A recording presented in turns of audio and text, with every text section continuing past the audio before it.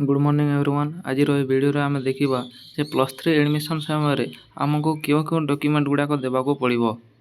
तो वीडियो को जदि आपण कि जानी नथिबे वीडियो विषय रे बा को डॉक्यूमेंट नेवार ताहेले ए वीडियो को शेष पर्यंत देखंतु।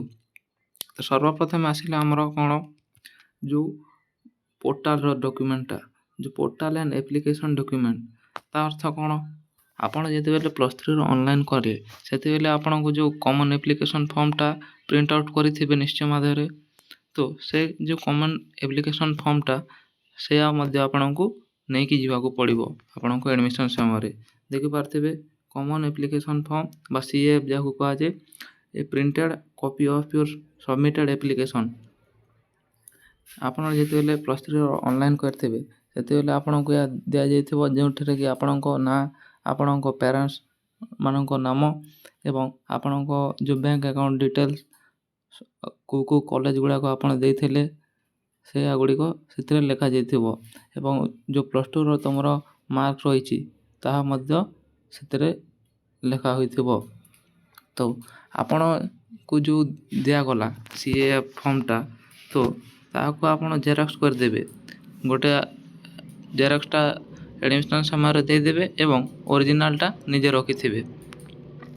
तो तापर कौन रही इंटीमेशन लेटर कहले कौन इंटीमेशन लेटर अर्थात आपण को जेते बेले फर्स्ट राउंड सिलेक्शन रो लिस्टटा बाहरी जीवो सेते बेले आपण जो कॉलेजटा देइथिबे से कॉलेज जदि आसिला ताहले से कॉलेज रो आपण गुड लेटर आसीबो इंटीमेशन लेटर कि आपण सेटारे एडमिशन करिवे किंबा ताको स्लाइड अप करिवे फ्रीज करिवे किंबा फ्लोट करिवे।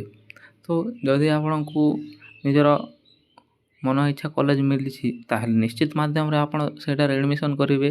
तो सेया पय आपण को गोटे पेमेंट करबा को पड़ी थे निजर जो ऑनलाइन माध्यम रे पेमेंट करिवे एवं इंटीमेशन लेटरटा आपण को जीमेल किंबा फोन रो व्हाट्सएप नंबर रे आपण को मिली जिवो। तो से जो इंटीमेशन लेटरटा आपण official allotment letter download from your SAMS student login जदि आपण या विषय किसी जानि नाहंती ताले वीडियो रे जदि मु या को वर्णना करिवि तेबे ताहले वीडियोटी बहुत लंबा होई जिवो।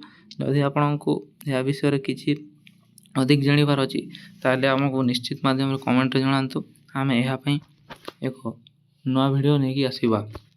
देखि पारथिबे कोन कोन कहली आपण को प्रथमे जो रहिछि आपण को कॉमन एप्लिकेशन फॉर्म एवं इंटीमेशन लेटरटा नेबे तापर कोन रहिछि पर्सनल आइडेंटिफिकेशन एंड इनफॉरमेशन रे कोन रहिछि जो पर्सनल आपण को डॉक्यूमेंट गुड़ाक से कोन कोन देवा को पड़िबो देखिबा।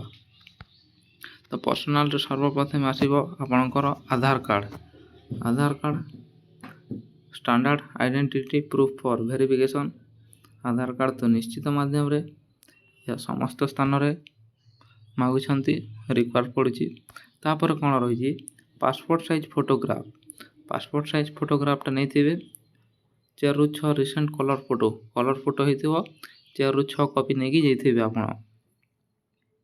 तापर कोन जे बैंक पासबुकटा मध्ये नै कि जिबे आपण निजर बैंक पासबुक जोठरे कि first page showing your account number and IFSC code for scholarship refund tracking जो स्कॉलरशिप गुड़ाक आपण को पड़िबो +3 रे सेदि पय आपण को से जो भलो हिसाब रे प्रिंट होइथिबा आपण को जो बैंक पासबुकटा नेबे एवं जो थरे के डीबीटी लिंक थिबो से आई नेबे याटारे दिया जायनी हेले आपण को कहि रखुछु जे जो थरे डीबीटी लिंक थिबे सही पासबुकटा ही आपण एडमिशन समय रे देबे जोटा कि आपण को स्कॉलरशिप गुड़ाक पाइबा को एवं रिफंड गुड़ाक पाइबा को ट्रैक करबा पई सुविधा हेबो।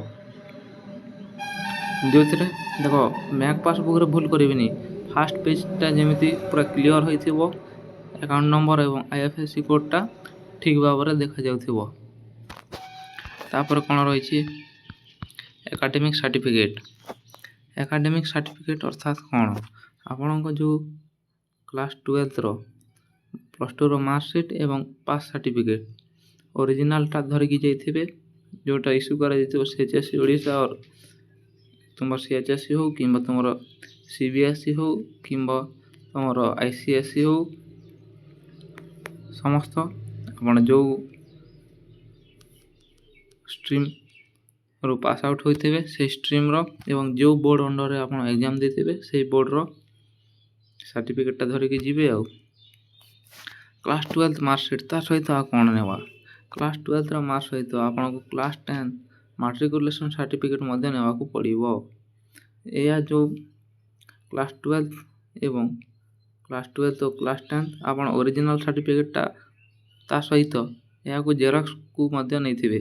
ଯେହେତୁ ଆପଣ ଜାଣିଥିବେ ଓରିଜିନାଲ୍ ସାର୍ଟିଫିକେଟ୍ଟା ତ ଆପଣ ଦେବେନି ସେଠାରେ, କେବଳ ତାଙ୍କୁ ଦେଖାଇବା ପାଇଁ ଭେରିଫିକେସନ୍ କରିବା ପାଇଁ ମଧ୍ୟ ହିଁ ନେଇଥିବେ ଏବଂ ଆପଣ ଦେଲା ବେଳେ ଜେରକ୍ସଟା ହିଁ ଦେବେ। ତ 10th ସାର୍ଟିଫିକେଟ୍ କ'ଣ ପାଇଁ ଏଠାରେ ଦରକାର ପଡ଼ିଛି? ଆପଣ ଦେଖିପାରୁଥିବେ 10th ମାର୍କସିଟ୍ କ'ଣ ପାଇଁ ଦରକାର ହେଉଛି? Require primarily for verifying your date of birth. ଆପଣଙ୍କ ଯେଉଁ ଡେଟ୍ ଅଫ୍ ବାର୍ଥ ଏବଂ ଯେଉଁ ନାଁଟା ରହିଛି, ନାଁରେ ସ୍ପେଲିଂ ମିଷ୍ଟେକ୍ ରହିଛି କି ନାହିଁ ଏବଂ ଡେଟ୍ ଅଫ୍ ବାର୍ଥ ତାହା ଆପଣଙ୍କ ଯେଉଁ +2ରେ ମାର୍କସିଟ୍ ଯେଉଁଟା ମିଳିଲା, +2 ମାର୍କସିଟ୍ ଏବଂ 10th ମାର୍କସିଟ୍ରେ ତାହା ସେମ୍ ରହିଛି କି ନାହିଁ, ସେଇଆକୁ ଭେରିଫିକେସନ୍ କରିବା ପାଇଁ ଆପଣଙ୍କୁ ଦୁଇଟା ଯାକ ସାର୍ଟିଫିକେଟ୍ ନେବାକୁ ପଡ଼ିବ ସେଠାରେ। ତାପରେ ଆଉ କ'ଣ? ସ୍କୁଲ୍ ଲିଭିଂ ସାର୍ଟିଫିକେଟ୍, ସ୍କୁଲ୍ ବା ଯେଉଁ କଲେଜ ଲିଭିଂ ସାର୍ଟିଫିକେଟ୍ ଆପଣଙ୍କ ରହିଛି SLC ବା CLC, ସେଇଆକୁ ନେବାକୁ ପଡ଼ିବ। Must be the original copy from your last institution. ଆପଣ ଜାଣିଥିବେ ଏହା ତ ଆପଣ ନିଜେ ରଖିବେନି, ଏହାର କାମ ହିଁ ରହିଛି ଏହାକୁ SLC ବା CLCକୁ ଆପଣ ସେଇ କଲେଜରେ ଦେଇଦେବେ। ଆପଣ ଯଦି ଚାହିଁବେ ଏହାର ଜେରକ୍ସ କପିଟା ରଖିପାରିବେ ଏବଂ ଓରିଜିନାଲଟା ଆପଣ ସେଇ କଲେଜରେ ହିଁ ସବମିଟ୍ କରିବାକୁ ପଡ଼ିବ। ତାପରେ ଆଉ କ'ଣ ରହିଛି? ତାପରେ ରହିଛି କଣ୍ଡକ୍ଟ ବା କ୍ୟାରେକ୍ଟର ସାର୍ଟିଫିକେଟ୍। ଏହା ଚିନ୍ତା କରନି ପିଲାମାନେ, ଏହା ଆପଣଙ୍କୁ ଦିଆଯିବ ଆପଣଙ୍କ କଲେଜରେ। କଣ୍ଡକ୍ଟ ସାର୍ଟିଫିକେଟ୍ ବା କ୍ୟାରେକ୍ଟର ସାର୍ଟିଫିକେଟ୍ ଗୁଡ଼ିକୁ ହିଁ ଦିଆଯିବ। ଏଇଟା ବି ଆପଣ ଓରିଜିନାଲଟା ହିଁ ଦେବେ। Original copy from your previous head of institution, ଓରିଜିନାଲଟା ଦେବେ। ଯଦି ଆପଣ ଚାହିଁବେ ଜେରକ୍ସଟାକୁ ନିଜ ପାଖରେ ରଖିପାରିବେ। ଆଉ ତାପରେ କ'ଣ? Migration certificate. Migration certificate mandatory only for student coming from boards other than CHSE Odisha such as CBSE କିମ୍ବା ICSE। ମାଇଗ୍ରେସନ୍ ସାର୍ଟିଫିକେଟ୍ କେଉଁମାନଙ୍କ ପାଇଁ ମ୍ୟାଣ୍ଡାଟୋରି? ଯେଉଁମାନେ କି CBSE ଏବଂ ICSEରୁ ପାସ୍ ଆଉଟ୍ ହୋଇଥିବେ +2ଟା, ସେଇମାନଙ୍କ ପାଇଁ ଏହା ମ୍ୟାଣ୍ଡାଟୋରି ମାଇଗ୍ରେସନ୍ ସାର୍ଟିଫିକେଟ୍ଟା। ହେଲେ ମଧ୍ୟ ଆପଣଙ୍କୁ ତ ମିଳିବ ମାଇଗ୍ରେସନ୍ ସାର୍ଟିଫିକେଟ୍ଟା ମଧ୍ୟ ଆପଣ ଧରିକି ଯାଇଥିବେ। ତାପରେ କ'ଣ ରହିଛି? Reservation and weightage certificate. ଯଦି ଆପଣଙ୍କ ପାଖରେ ଏହା ଅଛି ରିଜର୍ଭେସନ୍ ବା ୱେଟେଜ୍ ସାର୍ଟିଫିକେଟ୍, ତାହେଲେ ଆପଣ ଏହାକୁ ନେଇପାରିବେ ନିଜ ସହିତ। ନହେଲେ ଏହା କିଛି ମ୍ୟାଣ୍ଡାଟୋରି ନୁହେଁ ବା କମ୍ପଲସରି ନୁହେଁ। ଦେଖିବା କ'ଣ ରହିଛି ରିଜର୍ଭେସନ୍ ଏବଂ ୱେଟେଜ୍ ସାର୍ଟିଫିକେଟ୍ରେ। କାଷ୍ଟ ସାର୍ଟିଫିକେଟ୍ ଦେଖନ୍ତୁ, କାଷ୍ଟ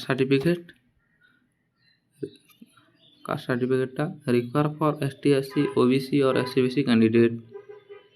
ସମସ୍ତଙ୍କ ପାଇଁ ଏହା ଦରକାର ପଡ଼ୁଛି। SC ST ହଉ, OBC ହଉ କିମ୍ବା SC BC ଷ୍ଟୁଡେଣ୍ଟଙ୍କ ପାଇଁ ଏହାକୁ ନେଇକି ଯିବେ। ତାପରେ ରହିଛି ଆପଣଙ୍କ ରେସିଡେଣ୍ଟ ସାର୍ଟିଫିକେଟ୍, ଯେଉଁଟାକି issue by the competent authority to prove residency in Odisha. ଆପଣଙ୍କ ରେସିଡେଣ୍ଟ ସାର୍ଟିଫିକେଟ୍ ମଧ୍ୟ ନେବାକୁ ପଡ଼ିବ। ତା ସହିତ କ'ଣ ନା ଇନକମ୍ ସାର୍ଟିଫିକେଟ୍ ଯଦି ଅଛି, ଇନକମ୍ ସାର୍ଟିଫିକେଟ୍ ମଧ୍ୟ ନେଇକି ଯିବେ। ରିକ୍ୱାର ଇଟ୍ କ୍ଲାଇମିଂ ଲୋଅର୍ ଟ୍ୟୁସନ୍ ଫିଜ୍ ଅର୍ ଫିଜ୍, ଏଇଟା ଦେଇଛି ଏମିତି। ଇନକମ୍ ସାର୍ଟିଫିକେଟ୍ ମଧ୍ୟ ନେବେ। ତା ସହିତ ଆଉ କ'ଣ ନେବେ? PWD ସାର୍ଟିଫିକେଟ୍ ଅର୍ଥାତ୍ ପବ୍ଲିକ୍ ୱାର୍କ ଡିଷ୍ଟ୍ରିବ୍ୟୁସନ୍ ସାର୍ଟିଫିକେଟ୍। ହଁ, ସେଇଆ ହିଁ ପିଲାମାନେ, PWD ସାର୍ଟିଫିକେଟ୍ ମାନେ ସେଇଆ ବୁଝ। ଆଉ କ'ଣ ମଜାକ କରିଛି ସାଙ୍ଗମାନେ। PWD certificate for applicable applying under the person with disability categories, ଅର୍ଥାତ୍ ଯେଉଁମାନେ ଆମର ରହିଛନ୍ତି ହ୍ୟାଣ୍ଡିକ୍ୟାପ୍ ମାନେ, ସେମାନଙ୍କ ପାଇଁ ଯେଉଁ PWD ସାର୍ଟିଫିକେଟ୍ ରହିଛି ସେଇ ସାର୍ଟିଫିକେଟ୍ଟା ନେଇକି ଯିବେ। ତାପରେ କ'ଣ? Weightage certificate. ଆପଣ ଦେଖିପାରୁଥିବେ ୱେଟେଜ୍ ସାର୍ଟିଫିକେଟ୍ କହିଲେ କ'ଣ? ୱେଟେଜ୍ ସାର୍ଟିଫିକେଟ୍ ଅର୍ଥାତ୍ ଯେଉଁ ଆପଣଙ୍କ ରହିଛି NCC ସାର୍ଟିଫିକେଟ୍, NSS, ସ୍କାଉଟ୍ ଗାଇଡ଼୍ର ଯେଉଁ ସାର୍ଟିଫିକେଟ୍ ଗୁଡ଼ାକ ରହିଛି, ଯଦି ଆପଣଙ୍କ ପାଖରେ ଅଛି ତାହେଲେ ଆପଣ ଏହାକୁ ନେଇକି ଯାଇପାରିବେ। Original certificate of NCC, NSS, scout ଏବଂ ଗାଇଡ଼୍ର ଏତିକି ହିଁ ଆପଣ ନେଇକି ଯିବେ। ଏବଂ ଯେଉଁ ଯଦି ଭିଡ଼ିଓଟା ଆପଣଙ୍କୁ ଭଲ ଲାଗିଥିଲେ ଭିଡ଼ିଓକୁ ଲାଇକ୍ କରିବେ, ଚ୍ୟାନେଲ୍ରେ ନୂଆ ଥିଲେ ଚ୍ୟାନେଲ୍କୁ ସବସ୍କ୍ରାଇବ୍ କରିବେ ଏବଂ ନିଜର ସାଙ୍ଗସାଥିମାନଙ୍କ ସହିତ ଏ ଭିଡ଼ିଓକୁ ସେୟାର କରନ୍ତୁ। ଭିଡ଼ିଓଟି ଶେଷ ପର୍ଯ୍ୟନ୍ତ ଦେଖିଥିବାରୁ ଧନ୍ୟବାଦ।